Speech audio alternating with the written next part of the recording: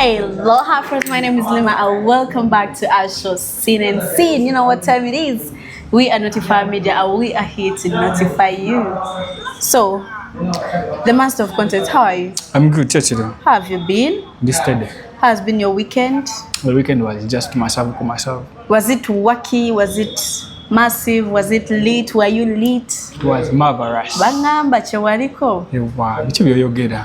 But anyways, on Friday we had a Linus party that was very amazing. It was an after party. Yeah, the after party at Linus here.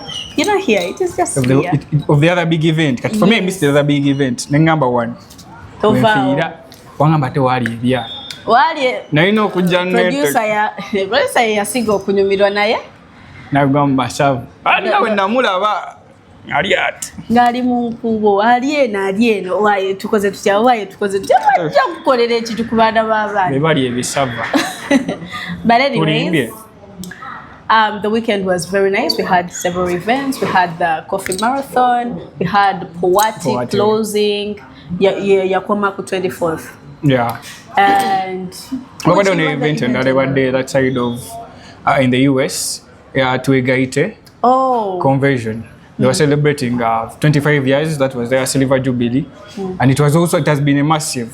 Because it started on 23rd, ngegwa ku 26th. That is today. Nekatujukira time difference ya feneri. Kati eri ebabi wedde ate no fe tuba tukola ki tutandika butandisi uno. Kozi yabaddewa. But ekifo bakiyita batya. Mino what? Akagamba ko kannemi naye. Minneapolis. Wanji? Minneapolis. I don't know, kaita menopause. What's your? Minneapolis. But Spice Diana, talking about that event, yeah, to Egaite. Kadaga was there. We saw Mfumbiro represented. There were a lot of people, and one of the artists literally Basoga because Botunela Daniela, a team. Team wengulu. Yeah. Mukazi wa kabiri yali oba achali. Yali. Chiri awo. Sijatisa. Nayo mukazi notafana na Northern. Alimu omusayo gw'abakyotala. Yeah, so she was there. She was there. So sijaga abadde abasoga, it was all about, I think it was vibe. So there was a lot of things. Even the dress code, most of the people were putting on the gomesis, the bikoi. So it was to represent the culture. To represent African culture. So Spice Diana gave the most vibrant performance. Really? Yeah, Namulabekawo, she called Diana on stage. They performed together like through her performance. Baba Demune Diana, Naita Mufumbiro, Naisebo. There's people you see them in suits. But when they vibe, he gave them most Katika spicy. Hey, propaganda now. Spice is not pregnant. Unless otherwise, but Simanyo where you Photoshop, oba yali edit, oba yali filter. But yalukweka wakati byali dukweka wale ebintu ebimu bitasobola kweka. The moment we twala wanti Cindy is pregnant ngomulabirawo kitegera even omuntu ali olubuto ogenda omulabanga the way he was been performing is changing, but botunulira performance ya Spice Diana on this event it was still that vibrant Spice Diana. Kati botunulira bogamanti if she was pregnant, what about Carol Casita when she was pregnant? What about Vinka when she was pregnant? We have seen Shiba when she's pregnant. Some things change. But for Spice, she was not. She's not. Okay, can't let Chigambo. But meanwhile, me, I was in Tungamo. But we had a very good performance from very many artists, both Ugandan and international. And Kenzo yato omanyoli Kenzo ndio wasichalo soli. He gave a very brilliant performance. Ninagunje nalabe simanyi oba ya Nyamtoro. Jakoti nje kenza inawe yabukira bwati nenda biraddala ngabala distance from the guy where he was ne wansi nagamba ngata buli tamulabanga ko bwa babadde bayina okulaga nti noli yadde bamuwadde gundi zino veziti feno naffe Diamond atali Diamond by the way bali omusajja bamuwadde sente nyingi ziteetaagisa 750. Do you know Do you have any idea what that money could do for us here in Uganda? Not only here in Uganda, what it could make more infrastructure eyo wagulu muntungamo. Buli mukiraba mu opportunity. Omusajja abagamba. Dekera otunulira percentage yonna mu gweza makasawo ka semi. Nedda secho. Kati olaba nti no abayimbi bafa abasinda Eddie Kenzo gave a very brilliant performance. Yes. Rage ate ya Rage ye yakasiza ddala nti he's the king of the west. The west, yeah, he had to prove. Kati singa bafunyeyo bagundi abalala. Ngabani. Ba artist go gamanti aba west ono omukyala bamuyitani? Omega 256. Yabaddeyo? I don't think she performed. Kati ondowooza olaba nti no singa bafunye ezo sente ze bawadde Diamond Platinum. Singa bazikutte ne baziwamu abayimbi baffe, they would give very brilliant performances. And not even only the brilliant performances. Bagundi bani balabe performance ya Bebe. It was really massive. I was not on the scene. Naye kubayimbi bonna bomenye the Eddie Kenzo, the performance, it was extraordinary. But what brought that, I think, okuja kwa Diamond. Kubanga botoni ya Diamond, is taken to be the king. Simba. To be the king of the East Africa. Because he once had a massive performance against the Sudan, that side of South Sudan, and it was massive. So when he came to Uganda, and these people are Botunulira Eddie Kenzo, Botunulira Bebe, those are the people that we have been looking at in the industry. Ngumulaba nti bebantu abamanyi Uganda Bebe singirako, because Botunulira Eddie Kenzo is our BET. Our winner. But tunulira Bebe big size munene so kitegeera so babaletedde omusajja bamutaddemu helicopter from this side mwiza muvuga zamu helicopter kitegeera bamuleese so it means bali bamuwadde platform eneneko kubano kitegeera baziddemu helicopter bamuwadde milioni 7.5 kwegamba 750 nsanvu lusanvu Mwatano. You can just imagine. Yali abulako make 250 to make $1 billion. What? So you can just imagine. And the whole event bali bagala billion maker? Billion. So they were fundraising for 2 billion. 2 billion. But event yona yamazewo sente. Kati yamazewo trillion ye. Yeah, trillion is anokuba a good day. Kati tosobola kungamba nti ate spend is a trillion. Ate you want to fundraise for $1 billion. That is Uganda. That is Uganda. But anyway, it doesn't make any sense. If it is to look at the event, the event was massive. Bentunulira ku organization. Oh my God. Bentunulira kuba Phenon, because Phenon was the one behind it, and we have seen Phenon on different events. Phenon waneno kutegeka Uganda. I think the worry. Botunulira events zona Phenon zazakola. Starting kuba yakola near EPAS. But you could see how akola ne Tasker, and you have seen that avuddeyo with something that is extraordinary. Botunulira screens. Only the stage you kasikulima izo kwa amaze nga billion. When I look at it, yeah, because that money they invested, but tutunulira abayimbi kale tugeze nti Diamond, the Simba, the so-called the Simba, sijja nafuya, the Simba bamuwadde 750. Katuja balanti bweba budget kale twambalidde bamubajenga international artists agenda okujja ku event eno. Still ne sente ze bazzo okuwa Bebe kuba Bebe si muntu wa rais. Bebe yakola mudda akasente ke. Sabo ye yavuze motoka kuva eno pake. Natambula ne mukyala we. Oli najja sebo ye munyonyi. Mu helicopter. But tunulira Eddie Kenzo naira still tojja mutunulira nti is one of these cheap artists gogenda kubayo. Eddie Kenzo is not cheap at all. Atse nkugamba if you count that nti wali bamuwadde 700 kale tubale at the lowest Bebe tugese kale bamuwadde 2.5. Nekeza bamuwadde 2.5. That is already what 500 n. Bwezigatta kuziri twatuyingidde akawumbi plus okitegeera. Then these others Bareigi, you look at the Nereigi no naye wa amaanyi tomuzoleya. No sizoleyeza just nkugamba nkulaga kuba tusobola kuleeta price ya Reigi comparing ate ne bali okitegeera kuba kati buli muyimbi tumutunulira amaanyi ge the Reigi munene ngera bwalabenti performance yaze ne outstanding ya Diamond Platinum. Tatuse ekiranga omuntu gwe baleese ku outshininga ate bamu outshining. So ekyo kya musically as Uganda chat pushes nti gwe baleese nafuya ate gwe twanafuya gwe mwanafuyiza tebakoze era kweli baba organizer era still as long as yenti mwamuwadde akasente kene mumutemera nalabye The Ben. The Ben ku concert eno yazze bya One Love, yazze kubanga ku Diamond. Kugambe oyalabika kati muna Uganda amaze mu banga kimu Uganda. Last weekend yali ku Serena na performing. Tosa kungamba nti yadda e Rwanda nadda. Ate namana akoma abadde mu mabalanga bamupostinga The Ben waneno The Ben kushite bamufunira ddala national ID. Ndoza kye baliko. Anyway wabano wafa akanyonyi wanene e Rwanda sawe mongojja. By the end of the day tumuwa obutuuze. Kyono muwa omukyala. Omukyala rega inampaza sule. In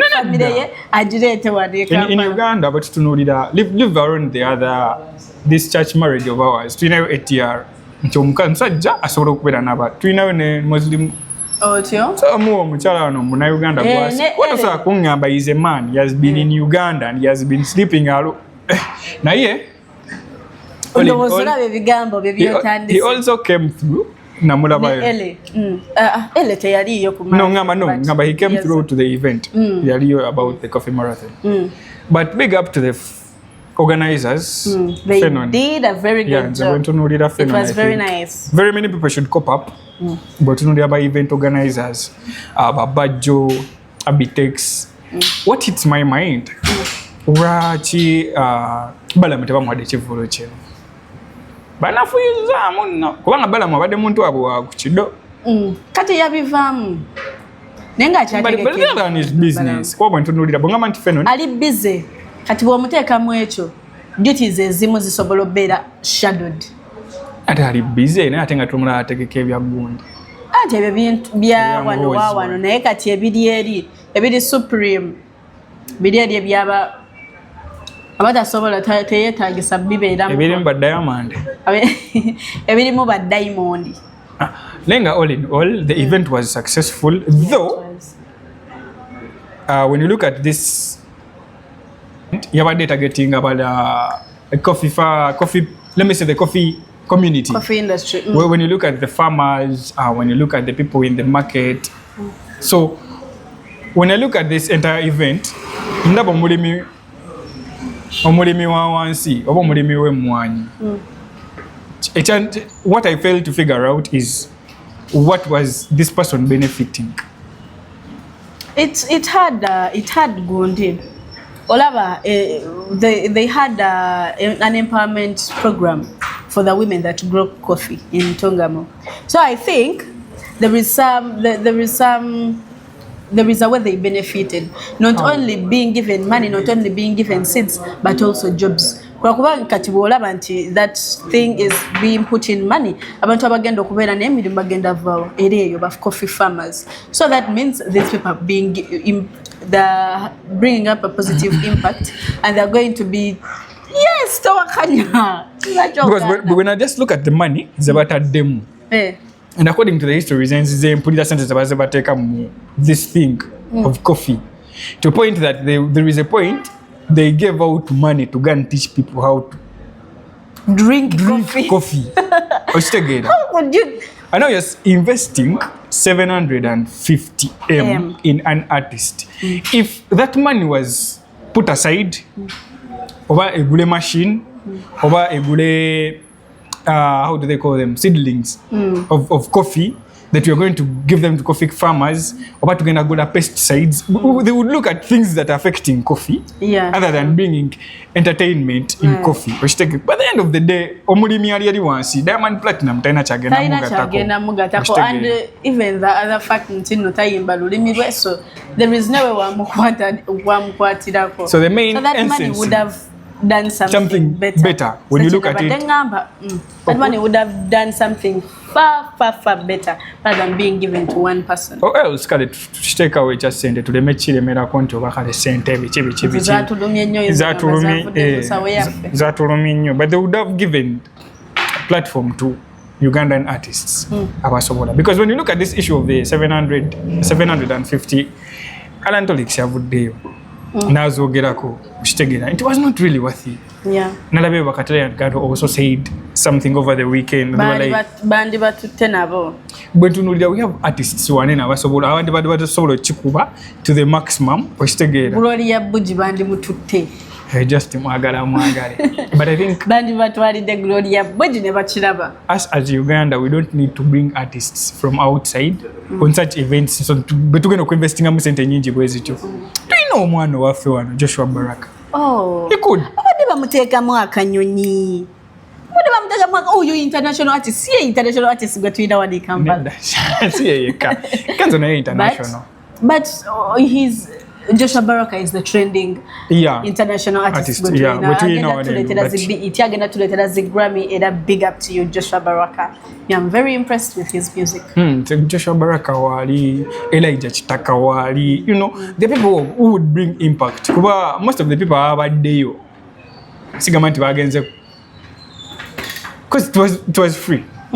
So people just went kuba singa chabadde nti kintu omuyimbi gwe baleesa ina vibe. Yes, Diamond ina amaanyi ge. Kitegeera East Africa bamumanyi. Bandi tuleetedde w'amaanyi bandi tuleetedde Kendrick Lamar, bandi tuleetedde Chris Brown. Nabateekamu akanyonyi. Kati event yonna twandibadde kati tulina mulooni. Kubanga tugenda leeta abo tuba tugenda mulooni. But we'll be back. Events endala, so welcome back guys. Wabaddeyo POTEA naye yabadde closing. POTEA naye yabadde n'ebizibu byayo at the end of the day. Abantu ddala bye beekalakaasa okwo ku intaneti bannaye abantu bamenye emiti. Suna Ben yakubye ekivulu yakubye audience buli omu n'akwata T-Branch n'akwata timbo. That is deforestation. Who told you it is? That it is not deforestation. So let me say, if there were 1,000 people there, those are how many tree branches? Nkugambe. How have you left the tree branch? Actually, that even helps in the transformation of a tree. Because you cut a branch, another one grows. But if you cut a tree, it is very difficult for another one to grow. How are we sure that the trees were not left down? No, it can't be. That was a tourism expo. What was in a stem? Tekisoboka kubaayo. Sudi. Tasoboka kungamba muno wamenyeeko branch omuti that is deforestation. Musomesa abaana. But anyways, era badda ku ssomero. So badda babaweereyo school fees. If you tell me no, omuntu agenda kuvaayo agambe publicly agambe that was deforestation. That was deforestation. It was affecting to revise your P3 SST. Bentunulira event. Actually, Suna Ben and his type of music yandivuddeyo na communicating because we have seen it at actually every occasion that wabadde performing. Simanye ebinyanyanyanya kuba ebinyanyanya manyi nyameri. How is that meat related to the tree breaking? Suna Ben alabika his music obalimu these cult things obalimu ebyabajjajja because you cannot tell me watandikira okukuba bwati ennyimba abantu it's like oba bagendako ebintu ku mutwe abantu ne batandika to act weird ne beyambula amasaati kati when they go to those deep areas abantu beyambula amasaati ne batandika okufumula enfufu dancing like oba they are possessed something like that.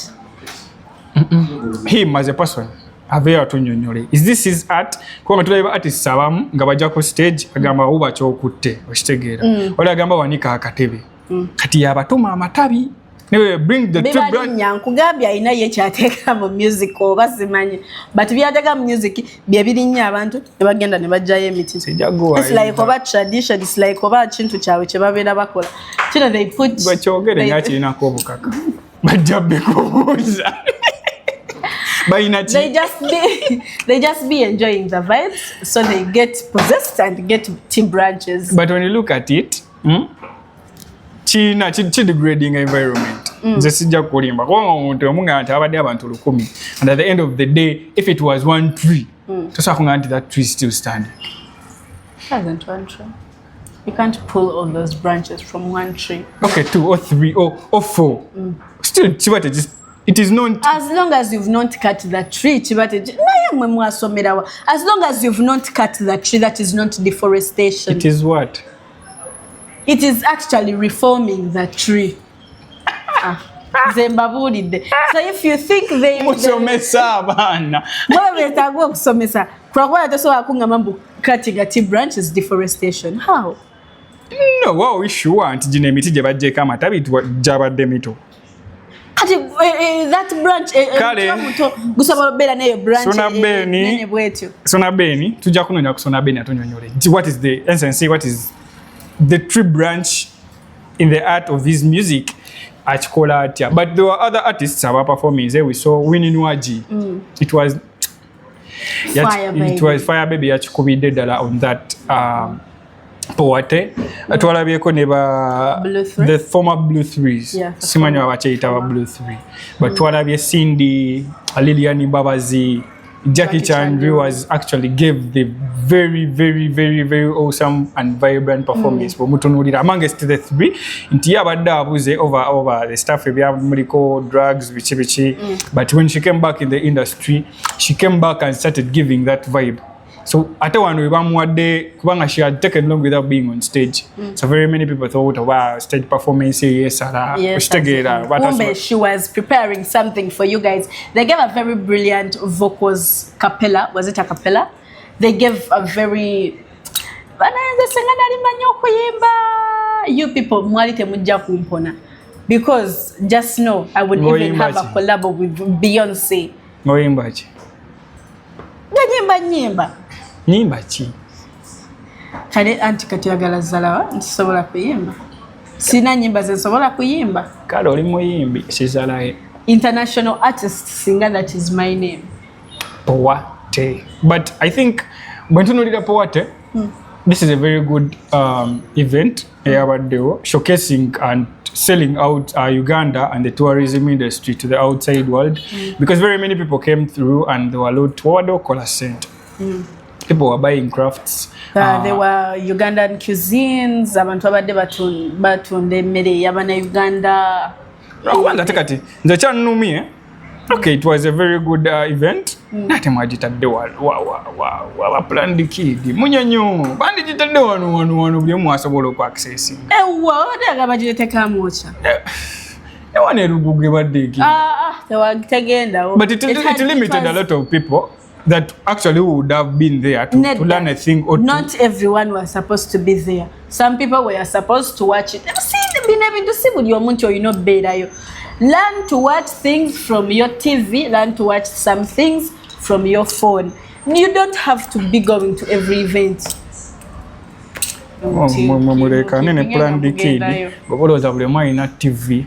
Smartphone. But at the end of the day, the event was a success. And it was really massive. I think they should be bringing such things. Abantu basobola okuleeta art waabwe, because when you look at Uganda tulina ebintu bingi, but the way to sell them out is hard. Market eri wansi okitegeera, because omwana ajja kujja kube art we, but that those people, the Western people, omuntu ajja kuba art piece kye okitegeera bakigule dollars nga 3. Wano mwana asiga akantu ke nga kalungi, better than the other one, bajiba muganda tingena kikomu emitwalo 2. But when these people get to these expos and they bring their art, bafuna that mind, that bigger mind, they get exposed. So I think this is something they should be doing. But bachoka bachijeyo neri waggulu, waliwo omwana tasobola ku affordinga kutuuka nga ina art we naye nga tegati ogula omudaala munyonyo, it's expensive okitegeera. But if it is wano wansi ku muntu wa wansi naye basobola era tekyetaagisa nti no you singa bekolamu. I think they even have like groups ezaba artists, ezaba abantu abakuba ba artists. Are they artists? Yes. About drawing kale drawers abantu ba artists. Singa they have like groups and they be like, on this such and such a day we're having an event at this place, so we are having a fundraiser for us to raise money to go to for that event, or we are fena to soliciting money fena together for the event in Uganda.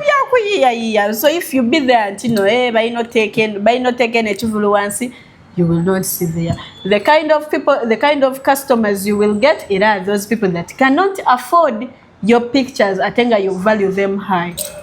So leave the events to be there and just upgrade yourself. Anti tekyetaagisa gundi kuvaayo eyo waggulu munyonyo.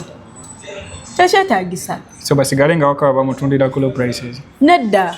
nga bwe nkugambye nti no beesondesondemu beefunemu ng'abantu 5 bafune omudaala gumu buli omu atwaleyo ati we. Olaba omuntu akola boys dormitory era enjawula ngabana neebalema ate gwe oli mugamba ati buli omu aba ne ati we, buli omu aba ne art works ze, art pieces ze. Kakitegeeza otunda kikyo. Kuba tosobola kuŋŋamba nti no neegombye ekyange, omuntu aze yeegombye ekifaananyi kyange ate n'atwalamu kikyo. It can't be possible. Era aba yeegombye kikyo atwala kikyo. Nkitegeeza. It is one thing. Bwe tuba tuvuddeyo as a team tukole ekintu kyo kigenda tugenda investinga. Okitegeera. Yes, you work as a team. Musonda ssente ze zimu. Kale. Bwe kiba ky'etaano kya 10 buli omu n'aleeta ne mugenda. Rather than saying ate banaye mutuyambe okutya government etuyambe, no mujja kubeerawo nga mugamba nti government etuyambe. And anyway, weekend yebadde bwetu, it had a lot of events, it had a lot of enjoyments, but to keep in mind that kids are going back to school.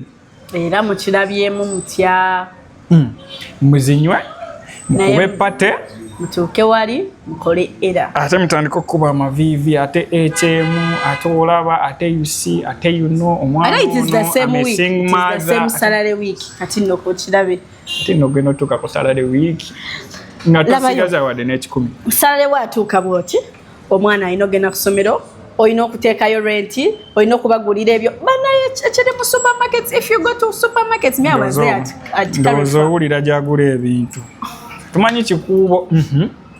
Ne wayita mu kikuubo tewali woyita buli wamu wali squeezed up abantu ba shoppinga bintu. Omusajja asobola okusasula 10M in the supermarket ng'agulira baana bintu bidda ku ssomero nga buli omu asitudde butroli nga bonna kajjudde ebintu bwe bati nga buyita butroli.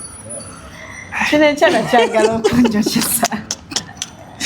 But at the end of the day, enjoy responsibly. Nga mumanyi nti abaana bagenda kuddayo ku masomero. Abaana balina osoma because education is the key.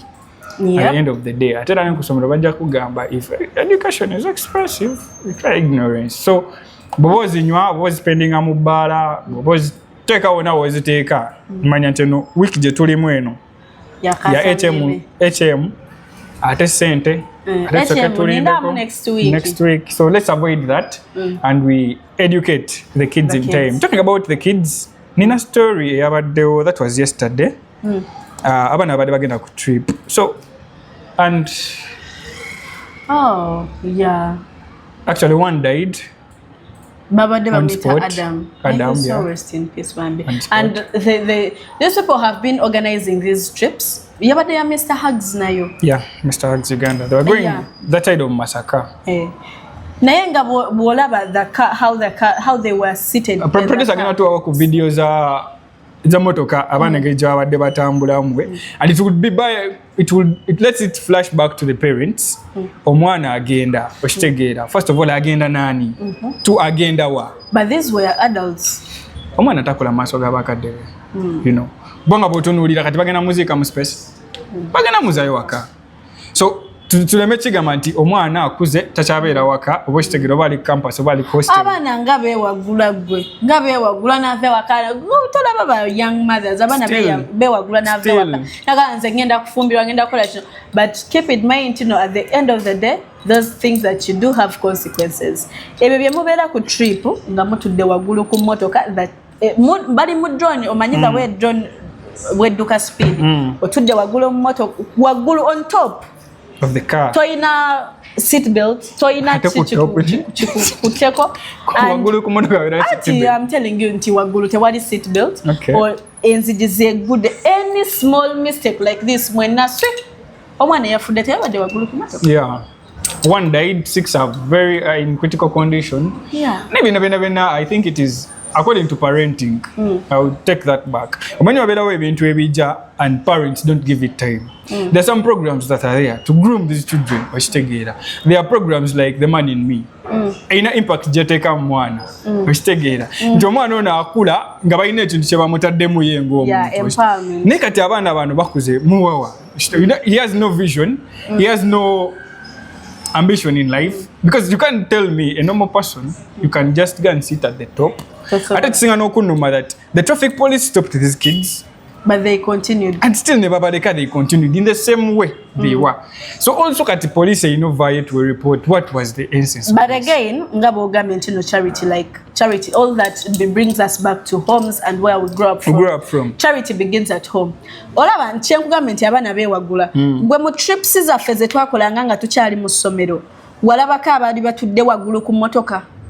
No, the teachers used to take the responsibilities to tell us ntino temugenda wagulu temugula temutula madinisa. We still did them naye ngera batugamba don't do it. Olaba such incidents okay wezibanga zaliyo they were at a very very low. But it is a thing that is happening nowadays nti abana bagenda ku trips ezo ne bafiirayo. It takes us back to the organizers of those trips.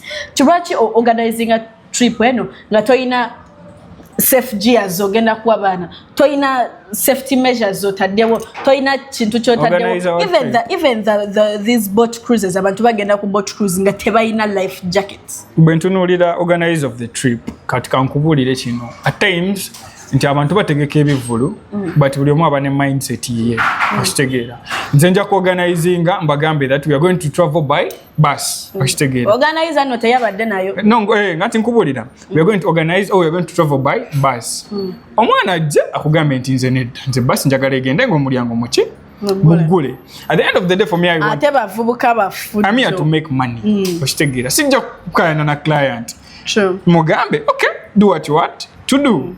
At the end of the day, chicho government chituzaye erimu upbringing y'omwana ono okitegeera nti foundation chijo omwadde. Parents don't have time.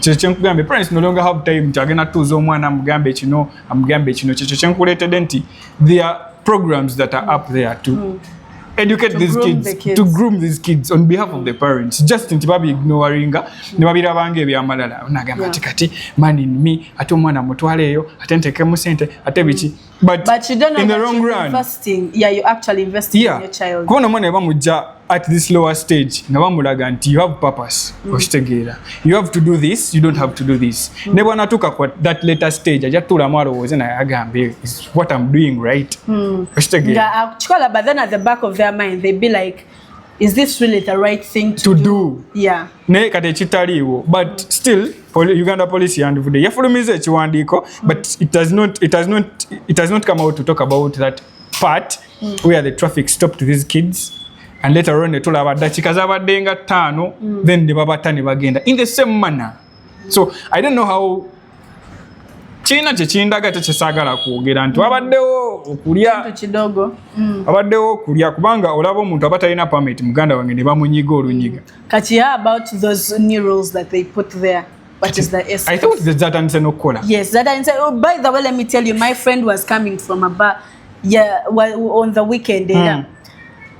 Bino nga batamidde bino bibavanga mu bbala nga batamidde ekiro oba ku makya biki omusirikale yamukubye ekipapula kya million yes 2 I was like yo how are you going to pay this money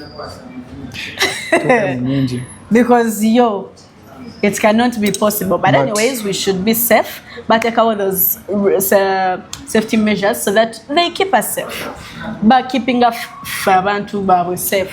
So, and still to the organizers of these events, Bambi, Bobo organizing a chintu, take caution. Because the organizer of the event, the drivers, actually they were not injured because police at Gambia have put their team, they're in PG, they're in custody. But at the end of the day, can't organize again organizing an event. But you who is going, put some knowledge in yourself. Is what I'm doing, right? Kumanga, ekintu kyokola at the end of the day, what are you showcasing? Tomotoka bagikola gitula munda go gitudde waggulu. Ati munaye there is always peer pressure, there is always the wagon, the bandwagon that ebera when the people are many. Nemuliranga, hey, oh my God, we have a lot of power, we are so energetic. Kintu naye kibaawo, nsobola okuva ku motoka nembuka eri nembanga ndi fine. But those things be lying to you. But anyways, may the boys' soul rest in peace. And abali mu malwaliro tubasabire bawone. And And to the families of the Totally. Made the loss. Our condolences. Nenga organizer na yeba soke bamulete abeko kyayogera upon this because it is really not good. Kuba bino. But ezo gundi zabadde nnyingi. Waliwo eya Mr. Hugs, waliwo ey'omuntu omulala. So bazikola. They were on different threads on the same day. But this specifically, niyabadde ya Mr. Hugs. Yeah. Yabaddeko bineeno simanyi. And I've heard a lot of stories, leave alone the accident and thing. Omanyi ekintu ekimu kyekireeta ekirala okuvaayo. But I've been hearing stories about these trips. Though I've never been to one to confirm. Era nali nange njagala naye kyendabye. Kambireke. Nkyayagala obulamu. But anyways, ebyo nga bikyali awo. Okimanyi njagala kwesimbawo. Ngenda kwesimbawo Kawempe North, MP Kawempe North. Olaba nti oli amazeeyo ko ne ku myezi ng'ebiri. Gwene sawa togimalayo. But kireke tekipika. But anyways. Nalukoola is officially unemployed. Officially. Naye era amazeeyo. Amazeeyo ku kabanga. Ne badamu omusaala gwa meeyi. Abula. Bamalega bamuwe. Sajja bamuwa omusaala. First of all, akalulu kalimu obuzibu. So yalingini yalimu obuzibu. Okutuula mu ntebe kulimu obuzibu. And at last omusajja nabe Kawempe temukoye kibooko wakati. Buli kulala ne babookya. Buli kulala ne babakuba. Tugenda mu kibooko ndala. The way I see. Because one party is not contented. Ati kati wekiba kituuse wano bwe kiti. Kigenda kuba kiralamu. So anyway nalukoola. Musabire essaala. Welcome to the jobless world, but it's not the end. Nasadati yaguma bansereko. Nayo yagenda kukoma okuba kati it is open. Nope. Anakomawo. Musajja akomewo. But anyways, why does it leave Nope as a political party? Zimugwagundi, may you so rest in peace, but Sagirinya aganye. Aganye. Gamba aja kukkiriza. So High Court lagidde Electoral Commission to organize these elections within 60 days. So myezi ng'ebiri so kati abagwa luli you can come back. Yeah, my man said that. Chibi sobola okudda nsere composer yagamba agenda kuba president. By the end of the day obani agenda okawangula ebintu biri mu kooti y'abantu. Nambi kuliko Nambi kuliko for the confirmed for tumanyi wabali banakomawo Nalukoola so far be babaliwo babiri bokka kuba it is Nambi who took the case to court. She was not contented. What case mbo msajja yakola che by the way? There was a lot of violation during the elections. So when they look, omanyi court does not based on propaganda. So they had to give evidence. So when the offended side proved beyond reasonable doubt, court was like, we pull the man down. You're violating that. Don't come back to parliament. Nalukoola musajja wange. Kubanga obitulamu nze nina articles nze nina gundi ze nasomye. Nada sasa. Tuwe article. But I know he violated some bazita bacha laws. Council. Bazita laws. Bazita bacha. He violated some election proceedings. Oh my God. He violated some election procedures and that's why the case was taken to court and ebyavudde mu kulonda byebyo munnaye. But anyways, ebyavudde mu court. But tusabe omusajjawo addayo mu parliament. Nanyumirwa ku kasente. But all in all, akolera abantu. What I do believe is that leadership comes from God. Yeah. If it is him to be, yes, he will be. The fact that God has kept him there. Amidst all the things that have been happening, ate bamaze okumulo azze ku nomination. Ate nomination bamukutte, avudde mu nomination bamulonze, ate kati swearing in was a problem. Again amaze swearing azze mu parliament The guy started representing the people and again now pulling him out. Kugamba bano be yasinga obululu waliwo eyamukutemu. By far he had a lot of votes. Votes, yeah, he had numbers. If the numbers were real. But yeah. Bamukwatamu actually. Ate soba kungamba ebyo ebizibu byonna byonna biri ku gwe muntu oyo. Kati musoko ntunulizo batunulemu gundi oyo alabika ye mukwata. Alabika yagamba nti ono. Waliwo benda bye. Ku Twitter abatweetinze bagamba. Segirinya semusanyufu. Semusanyufu wadde. Najali. Teyawumula mirembe. So, but that is just propaganda. All in all is that if he is meant to be, he will be. Kati these elections zigenda okudako. I think people will be knowing kuba kibo. Bagenda bakuba emigo bajja kugiwulira. Kalulu kali mu kibo kaako. Simanyi. Era abekawo empe bo. Berinde. Tuwasabire. Njina emyezi ebiri gye bawadde elections zino okuddamu. Babeere steady. Kubanga gye emigo giri kati bayinza oddabolinga ku giri gye bakozesa. Anytime now. But Nalukola, all in all, we wish you the very best. And we wish you come out to prove beyond reasonable doubt that you're fit for that place. Beyond reasonable doubt. Yep. Notifier Media, we are on all social media platforms. Subscribe to our YouTube channel. Follow us on Twitter, Facebook, TikTok, Instagram, and everywhere. We are Notifier Media, and next time it's gonna be Seen and Seen, and we love you so much. Please subscribe. Davie and Lima.